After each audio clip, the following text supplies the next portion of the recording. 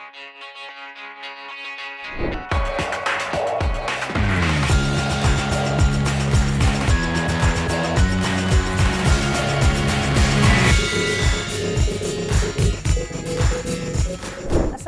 warahmatullahi wabarakatuh. Selamat berjumpa di Realita TV di acara Sarita, Sarinya Berita. Ya, kita baru saja kemarin ya menerima berita yang mengejutkan ini. 6 anggota Laskar FPI tewas ditembak oleh anggota polisi. Ada simpang siur ya, ada 2 versi. Menurut versi pihak kepolisian, ini 6 anggota Laskar FPI ini melakukan penyerangan dengan menembak dan juga senjata tajam sehingga aparat kepolisian harus bertahan dan kemudian menembak balik begitu ya, dan yang berakibat tewasnya 6 anggota tersebut. Dan dari versi FPI sendiri ada beda lagi ya, yang mengatakan justru mereka lah yang diserang. Ya, bahkan sudah dikuntit begitu, ini beredar juga kan voice note-nya ya, menjelang kejadian tersebut pasti sudah banyak yang mendengar ya, voice note-nya menunjukkan percakapan bahwa memang terjadi penguntitan dan mereka bingung apa yang harus dilakukan. Dalam voice note itu memang tidak terdengar sih tembak-menembak. Apalagi menurut versi FPI ini, 6 anggota Laskar FPI tersebut tidak ditembak di tempat tetapi diculik beserta mobilnya. Sementara menurut versi polisi mereka tewas. Tidak jelas juga TKP-nya di mana. Yang jelas pada kenyataannya ini memang sudah ada korban. 6 jiwa saat ini ada di Rumah Sakit Polri Kramat Jati, dan pihak FPI juga mengaku kesulitan ini ya untuk melihat saja mengaku kesulitan begitu ya. Kita tidak tahu bagaimana update-nya ini selanjutnya. Hingga siaran ini dilakukan memang belum bisa diambil itu jenazahnya oleh para keluarga dari korban. Nah, kesimpang siuran ini semakin apa ya, mengundang polemik dan spekulasi ya. Ditambah lagi CCTV di jalan tol yang memang sudah padat ya sebenarnya. Ini tol yang padat dan tol yang besar di tol Jagorawi tersebut, tapi justru ternyata pada hari kejadian tersebut CCTV-nya rusak. Inilah yang menjadi apa ya, polemik berkepanjangan. Sebenarnya apa sih yang terjadi begitu ya? Ini kita akan tentunya menyoroti peristiwa ini ya, baik secara akademik segitu ya, karena kita juga mengundang akademisi nih ya, ada Dr. Mulyadi. Ini beliau adalah dosen pasca sarjana ilmu politik UI ya, home base-nya di Sekolah Kajian Strategik dan Global UI ya, Pak, atau nih Dr. Mulyadi ya. Kita panggil Kak Mulyadi nih. Halo, Assalamualaikum Kak Mulyadi. Waalaikumsalam warahmatullahi wabarakatuh, Mbak. Apa kabar? Baik, sehat ya Pak ya? Ya, sehat, alhamdulillah. Ini orang melihatnya dari berbagai sisi nih peristiwa ini ya, baik secara meragukan ya, secara fakta memangnya siapa sebenarnya yang menyerang duluan, kalaupun diserang haruskah kemudian ditembak mati begitu ya. Nah ini kalau melihat, Kak Mulyadi sendiri melihat peristiwa ini, karena kita ingin menyoroti dari berbagai sisi, nanti juga ada ini Kak Mulyadi, ada Rocky Gerung juga yang sebentar lagi juga akan gabung nanti katanya. Ini silakan kesempatan ke Kak Mulyadi dulu. Ya, jadi baik Mbak, ini memang saya tidak melihat, saya tidak dalam kapasitas yang ikut di dalam proses penyelidikan. Karena itu informasi saya batasi di situ. Posisi saya sebagai akademisi ingin melihat dari sudut pandang akademik saja, ya, termasuk faktanya. Sebenarnya ini adalah konflik antara negara dan warga negara. Ya, konflik antara negara warga negara yang sebenarnya di dalam teori tidak boleh terjadi. Termasuk juga konflik antara pemerintah dengan masyarakat juga tidak boleh terjadi, karena dua unsur ini tidak boleh diperhadap-hadapkan. Ya, dan saya melihat Bang Rocky, selamat pagi, Bang Rocky. Lanjut. Ya, saya melihatnya dari sudut ilmu politik dulu, supaya saya tidak masuk ke wilayah praktis yang ikut di dalam polemik ini. Tinjauan saya ada 4 aspek. Yang pertama adalah norma moral. Yang kedua, nalar ilmiah. Ya, di sini saya pisahkan sedikit dan nalar etis, ya. norma moral, nalar etis, nalar ilmiah, atau nalar etis, dan public etis. Nah, itulah kerangka kita untuk menilai kekuasaan, gitu. Jadi dengan asumsi bahwa hukum juga ada di situ. Nah, kalau hukum di luar daripada norma moral, itu kekacauan nanti itu. Saya tidak mau masuk ke wilayah situ. Jadi artinya hukum diperalat oleh kekuasaan. Kalau hukum menyimpang dari norma moral, nalar etik, ya, nalar ilmiah, dan public etis, itu berarti hukum itu adalah instrumen kekuasaan. Yang sesungguhnya adalah instrumen warga negara, instrumen negara untuk mewujudkan keinginan-keinginan rakyat itu, keinginan warga negara. Memang di dalam teori ada, di dalam teori pemerintahan yang non demokratis seperti tiranis, despotis, totaliter, otoriter, dan sebagainya. Ya, memang melihatnya bahwa ada negara kuat, masyarakat lemah. Nah, inilah kemudian menjadi dasar kemunculan dari gerakan-gerakan civil society untuk melakukan perseimbangan supaya negara itu tidak menjadi alat kekuasaan untuk memusuhi warga negara, gitu, untuk menekan masyarakat, gitu. Nah, tapi itu acuan saya dulu supaya clear, ya, karena kalau saya tidak mau masuk dalam polemik ini. Yang kedua, saya melihatnya di dalam teori sistem, khususnya sistem politik, gitu. Karena Habib Rizik ini, HRS ini, memiliki 4 atribut, ya. Ada 4 atribut yang membuat mereka didukung, ya, oleh warga negara, sekaligus ada warga negara yang menolaknya. Jadi dalam kerangka normal, seimbang, posisi seimbang, artinya apa? Ketika terjadi pembelahan politik yang betul-betul tajam, maka 50% warga negara mendukung HRS dan 50% warga negara menolak. Dan kalau ini terjadi, ini di dalam negara dalam keadaan betul-betul kekacauan, tidak stabil, ya, tidak ada integrasi politik horizontal maupun yang bisa memicu munculnya disintegrasi vertikal, gitu tadi. Kenapa? Karena perpecahannya seimbang, gitu. 4 atribut ini satu. HRS itu, Habib Rizik itu adalah salah-satunya ulama di Indonesia, saya bilang, yang mencoba mengambil jalan lain dari kebanyakan ulama yang lain. Kalau ulama yang lain itu agak berbicara tentang amal ma'ruf, jadi mengajak kebaikan. Kalau kebaikan kan kedamaian, jadi bahasan satu, ya, lembut, ya. Karena memang itu akhlakul karim, contoh diperlihatkan, kan. Nah, kalau yang lain, yang dipilih Habib Rizik ini, itu ke arah nahi mungkar. Nah, jadi nahi mungkar. Nah, konsekuensi nahi mungkar ini ketika berhadapan dengan kekuasaan, ya memang harus tangguh. Dia punya integritas yang sangat kuat dan sebagainya. Dia harus tahan suap. Dia termasuk tahan ancaman, teror, intimidasi, gitu. Jadi memang ini pilihan, tentu ini bukan pilihan mudah. Ya, kalau seandainya saya juga jadi ulama, ya, penceramah, saya memilih yang lembut saja supaya saya aman, gitu kan. Jadi nahi mungkar aja, ngajak orang, ayo mari puasa, ayo puasa sunat, ayo ibadah, ya kan, ayo banyak tersenyum kepada orang supaya banyak rezeki kita, itu. Iya, itu nahi mungkar. Amal ma'ruf. Ma'ruf.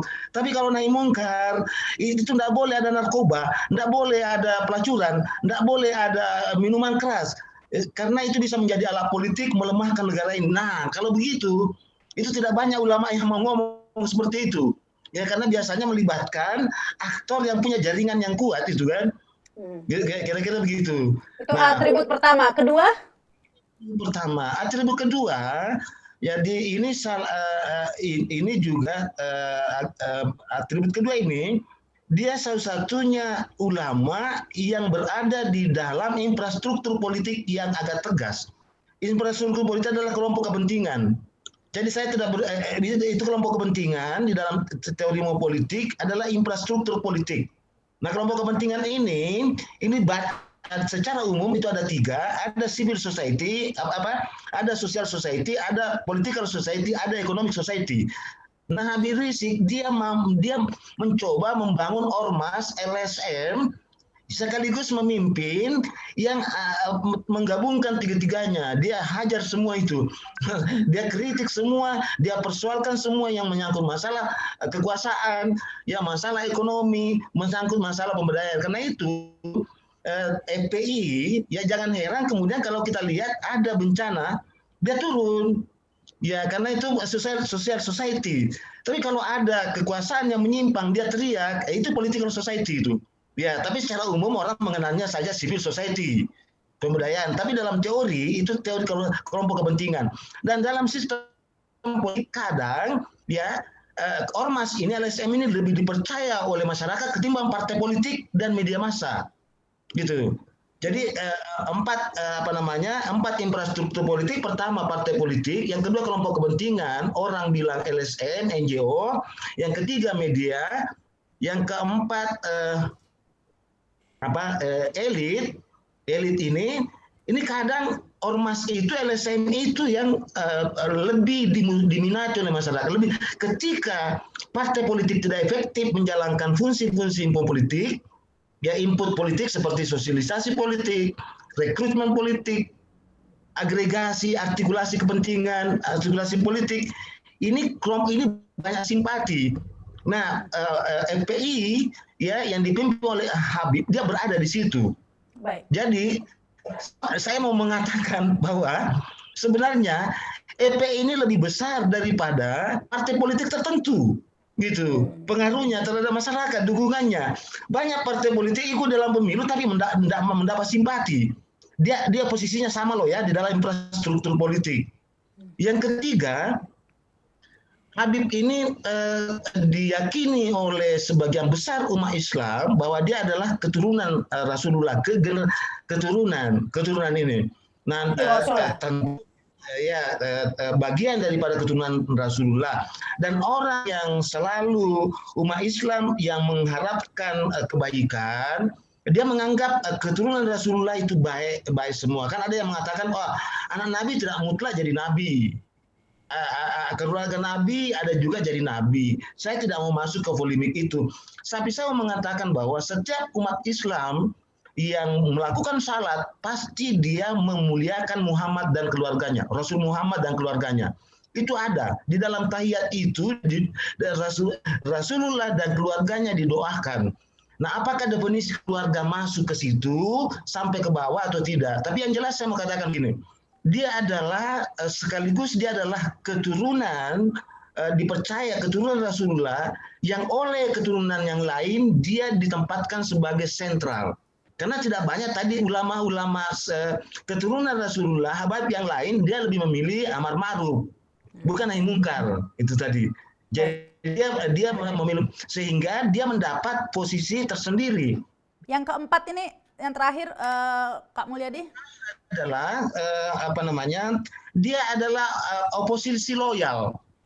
Dia adalah pemimpin oposisi loyal di Indonesia. Jadi dan dalam kelas elit ya, dia dalam kelas elit ini bahkan bisa dikatakan dia lebih berpengaruh daripada elit penguasa. Saya pikir elit penguasa kalau meminta sesuatu dukungan dia tidak mampu melakukan mobilisasi karena ada pembangkangan politik, ada pembangkangan sosial.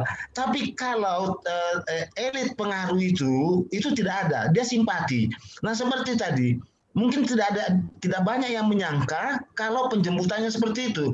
Kemenhan tadinya kan dia mengatakan silakan dijemput, silakan ini kan. Artinya dia representasi pemerintah negara tidak menghalang-halangi penjemputan. Tapi mungkin bayangan saya bahwa dia tidak menyangka bahwa banyak sekali yang datang menjemput itu. Tanpa mobilisasi politik.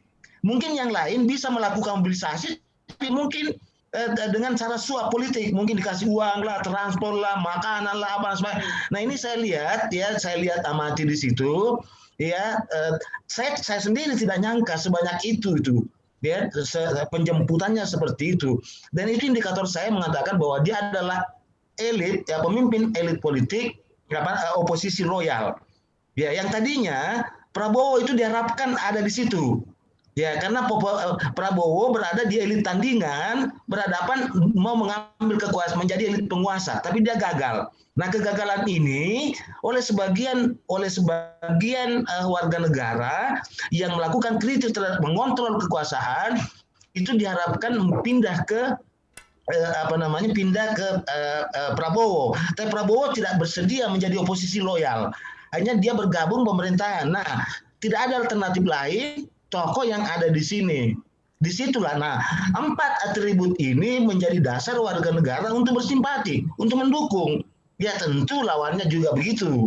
Jadi misalnya, kalau si X pro dengan atribut 1, maka yakin Y akan menolak gitu. Jadi memang bahaya ini kalau tidak diselesaikan dengan baik, karena akan menjadi pembelahan politik yang cukup tajam, yang seharusnya sistem politik, pemerintah dan negara di sini mengambil peran untuk tidak terjadi itu. Sebab apa? Standar ilmu politik, ya, teori ilmu politik yang sudah standar menetapkan bahwa ada 3 indikator untuk mengukur kegagalan suatu rezim atau tidak. Satu itu karena tidak menghasilkan penyatuan, jadi disintegrasi politik. Nah, disintegrasi politik itu. Yang kedua, distabilitas. Bukan stabilitas politik. Ya, yang stabilitas politik itu mampu semua instrumen-instrumen kekuasaan pemerintahan itu bekerja dalam fungsinya berdasarkan aturan yang ada. Nah, kelihatan dalam kasus ini, ya paling tidak nanti saya akan jelaskan, kelihatan ada SOP saja, ada SOP. Misalnya dalam teori intelijen misalnya, ya karena saya juga pengajar di intelijen, saya tahu SOP yang dilanggar. Kalau dia melakukan operasi surveillance, melakukan matbar, pengamatan, penggambaran, atau melakukan penyusupan. Kalau dia melakukan penyusupan atau dia seandainya itu pengawalan, misalnya pengawalan, ya tugas pengawalan itu betul-betul gagal itu. Jadi tidak ada dasar untuk mengatakan bahwa operasi itu berhasil. Gitu, karena ketahuan dan itu sudah melanggar SOP itu. Tapi saya tidak mau masuk, itu penjelasan saja kalau soal teknis nanti. Dan yang terakhir itu 3 indikator ini, pertama tidak ada stabilitas politik, yang kedua tidak ada integrasi politik, dan ini tidak ada adaptasi. Tidak ada adaptasi politik, artinya apa? Pemerintah tidak adaptif terhadap aspirasi politik yang ada. Gitu. Kenapa muncul gerakan-gerakan seperti ini, ya? Karena aspirasi warga negara itu tidak ditampung dengan baik, tidak disalurkan dengan baik. Jadi cenderung direspon. Jadi misalnya kalau anak itu menangis, dipukulin, ya kan? Bukannya bukannya diajak apa maunya. Mungkin dia kepanasan, mungkin dia gelisah, mungkin dia kurang tidur, mungkin dia tidak nyaman. Nah, itu yang seharusnya, artinya apa? Dia tidak ada dialog. Nah, dia cenderung berhadapan-hadapan. Ini narasi ini saya jelas sekali ketika ada yang mengatakan negara tidak boleh kalah. Loh, kok bisa? Negara berhadapan-hadapan dengan warga negaranya. Ini kacau betul pemikirannya ini. Ini harus dihentikan itu. Negara tidak boleh berhadapan-hadapan dengan warga negaranya. Artinya, karena dalam teori yang tertinggi, negara lah yang punya hak politik. Negara ada karena kehendak warga negara. Itu teori kontrak sosial, tidak bisa dihindari itu. Jadi jangan mengatakan bahwa warga negara itu punya hak politik. 1, hak berbicara berpendapat. 2, hak berkumpul berserikat. 3, hak memerintah diri sendiri. Nah, hak ini tidak boleh dicabut oleh siapapun. Ya kan? Dan inilah hak ini mengentar dalam teori kedaulatan rakyat. Yang ujian yang tertinggi untuk mengetahui bahwa itu kedaulatan rakyat itu berdaulat, mampu menurunkan penguasa yang tidak dikehendakinya, bukan mampu menaikkan. Karena dalam teori demokrasi awal adalah menurunkan pemerintahan despotis, bukan menaikkan. Jadi jangan keliru, Mbak. Jangan keliru bahwa kedaulatan itu mau ditafsirkan ya sebagai cara rakyat memilih pemimpin yang baik. Itu belakangan. Itu demokrasi yang sudah direvisi. Kalau awalnya itu rakyat berdaulat itu diuji dari kemampuannya menurunkan pemimpin yang tidak dikehendakinya. Baik. Wah, ini menurunkan pemimpin yang tidak dikehendaki ini favoritnya Rocky Gerung ini. Kak Rocky, ya kita pasti semua terkejut ya ngelihat berita 6 orang tewas begitu ya. Entah apa kejahatannya, yang pasti bukan maling bansos ataupun teroris ya, tetapi nyatanya mereka tewas begitu ya. Nah ini kalau Kak Rocky melihatnya seperti apa? Dr. Mulyadi bisa menerangkan dengan dingin, kendati berapi-api, apa sebetulnya hakikat perpolitikan kita akhir-akhir ini. Intinya adalah ada krisis legitimasi, dan itu yang diambil alih oleh figur Habib Rizik. Jadi seluruh variabel bisa kita letakkan di atas meja untuk dianalisis. Tapi dasar pertama adalah pembuktian bahwa pemerintah mengalami political decaying junto legitimation crisis. Nah, keadaan ini bisa dicegah kalau ada partai oposisi, kalau ada pers yang bebas,